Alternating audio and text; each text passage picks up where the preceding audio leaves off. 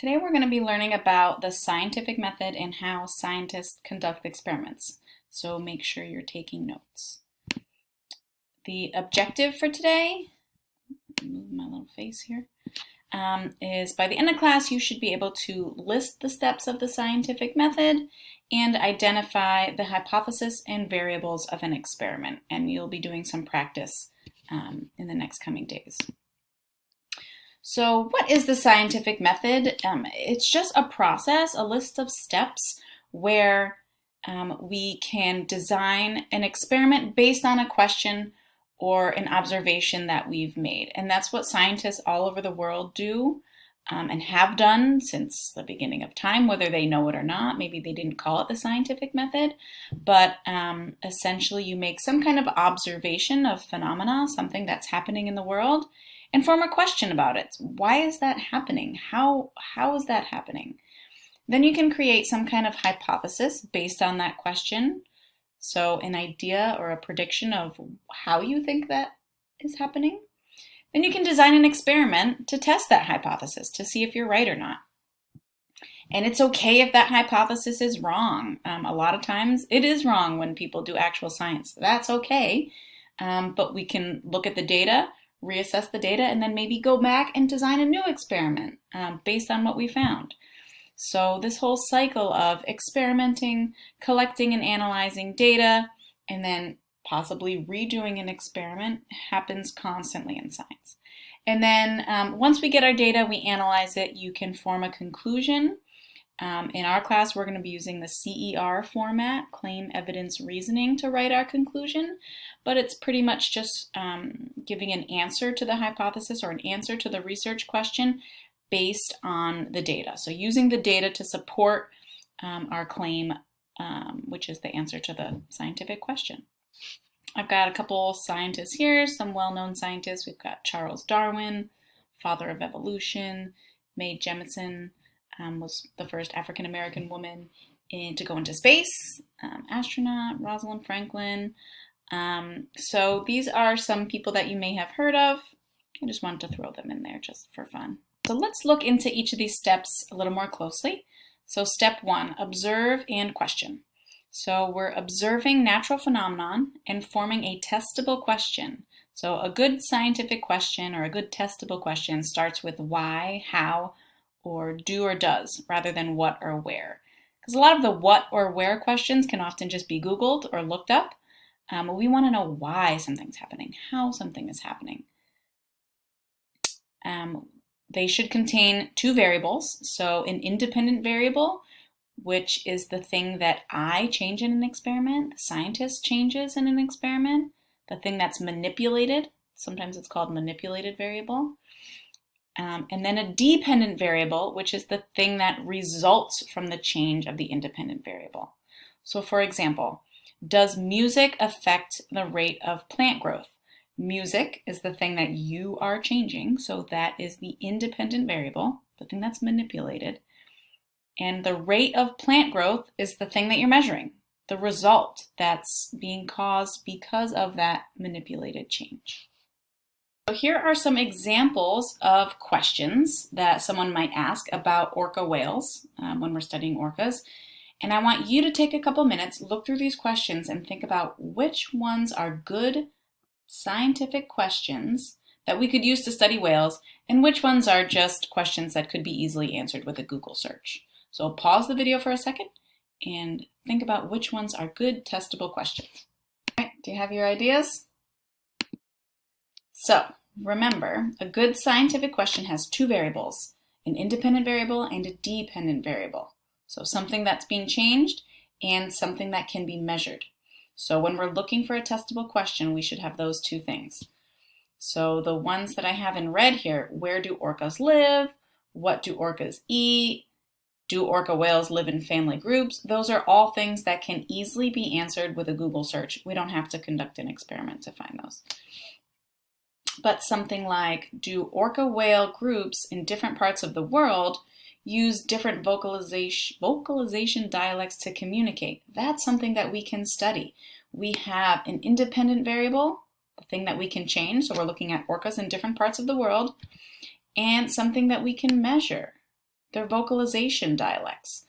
We can put underwater microphones and study the sounds that they make and compare them to orcas in different parts of the world. Just like humans have different accents and different languages, do orcas? That's a great question that we can study. Here's another example. Does increasing ocean temperatures, the thing that's changing, affect orca migration, the thing that's being measured? We can measure their migration patterns. Is that changing or is it staying the same? Where do orca whales have their young? We can Google that. Okay, kind of getting the idea here. Step 2 of the scientific method, creating a hypothesis. So a hypothesis is a possible solution to a problem based on evidence that must be tested using scientific investigation. A lot of times you might hear teachers say that it's easy to write them in an if, then, because statement. It doesn't have to be phrased like that, but sometimes if you're not exactly sure how to write a hypothesis, it's a good framework to have. So for example, if a student gets at least 8 hours of sleep, that's the thing that you're changing, your independent variable, then he or she will be more focused in class because, so they'll be more focused in class. So focus in class is the thing that you're going to measure, because their brains will be more rested. And that's just kind of an explanation as to why you're making this prediction. And next we can design an experiment. So the experiment should be designed to test the hypothesis. A well-designed experiment should have one independent variable, right? We only want to change one thing. We don't want to change 5 different things and have 5 independent variables, because then it's going to be hard to figure out which one is causing the effect that we're measuring. At least one experimental group, so the group that's changed by the independent variable. So for example, if I'm testing different fertilizers, right? My experimental groups will be the group with the fertilizer. My control group, the group that's not being changed, will not have any fertilizer. Okay, so we've got the experimental group with the fertilizer, the independent variable, the control group with no fertilizer, no independent variable. Okay, and you can also have multiple experimental groups. Maybe you're testing different types of fertilizer. You might have an organic fertilizer and a chemical fertilizer. Those are your 2 experimental groups. And then you always want to have a control, because that's the benchmark that you are comparing your results to. So if they all the plants grow 3 feet, then we know that the fertilizer isn't causing any change, because the control grew the same amount as the ones with the fertilizer. Okay, so you need that control group to really keep your data accurate. And then lastly, we've got controlled variables. So those are all the other things you're keeping the same. So to go back to that plant example, if the thing that you want to measure the change of is the fertilizer, everything else should remain the same. So you should give it the same amount of water, the same amount of sunlight, use the same type of plant, the same type of soil. I want to control everything else so that the change that we see, we know it's because of that independent variable. It doesn't have any other causes. Just to reiterate, the cause is the thing that you're manipulating, that's your independent variable.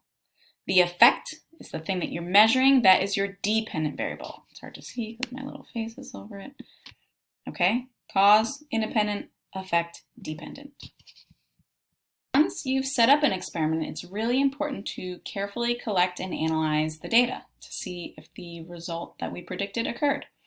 So make careful observations during your experiment and collect accurate data.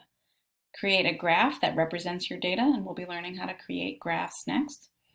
And looking for patterns in the data so we can see if the independent variable caused a particular effect that we were expecting, or maybe something that we weren't expecting. Lastly, we're going to form a conclusion. So we can use the data to form our conclusion. Make a claim, right? This is CER format, so we can make a claim that answers the experimental question, support that claim with specific evidence from the data. And when you're writing your conclusion, by specific evidence, I mean numbers. Give me specific examples, multiple specific examples from the data that supports your claim. Or maybe it refutes your claim. Maybe it shows that your claim is not Correct, that's fine, as long as you're using evidence to support it. And then use reasoning to explain why the data supports the conclusion. So the reasoning often comes from your notes or from further research. So if we were still talking about the plant with fertilizer example, we can say chemical fertilizer causes more plant growth than organic fertilizer. Okay, that's our claim. Evidence that support it, so you want to say, well, the plants that were given chemical fertilizers grew 3 inches higher than the ones given organic fertilizer, right? 3 inches. That's specific evidence from the data. And then the reasoning, you want to research why that happened. So we can research what's in the fertilizer that might be causing that increase in plant growth, or what might the organic fertilizer be missing. Something like that to explain why that result occurred. Got me? Hope so. All right, let's just end with a quick example. So here's an experiment here. Joe notices that his mom uses organic fertilizer in the garden. Oh gosh, this is the same one that I already went over. Whatever. To water her plants. But he is curious how organic fertilizers compare to the chemical fertilizers his neighbor uses. He tests 2 types of fertilizers to see which causes plants to grow taller.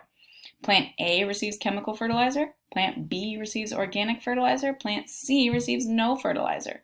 All 3 plants are watered with 1 cup of water and are placed in the same location. He records the height of the plants every day. What I would like you to do for this experiment is identify the following things.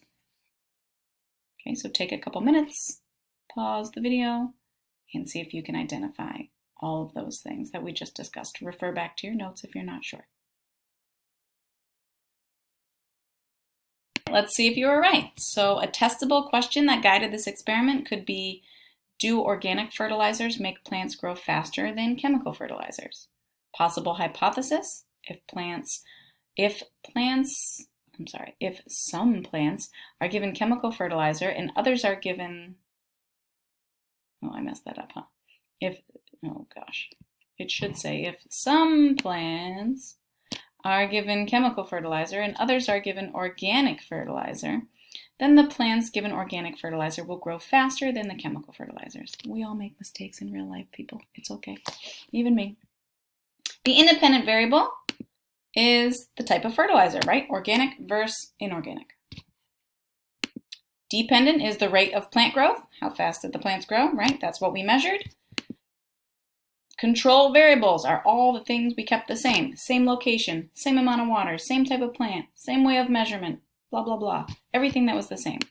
So we had 2 experimental groups, plant A and B, right? The ones we were given the different types of fertilizer. And the control group, the one without the treatment of fertilizer, plant C, we're using as a benchmark to measure our independent variable results. Okay? Hopefully that helps you understand. We'll be using this more in class as we go on. See you soon.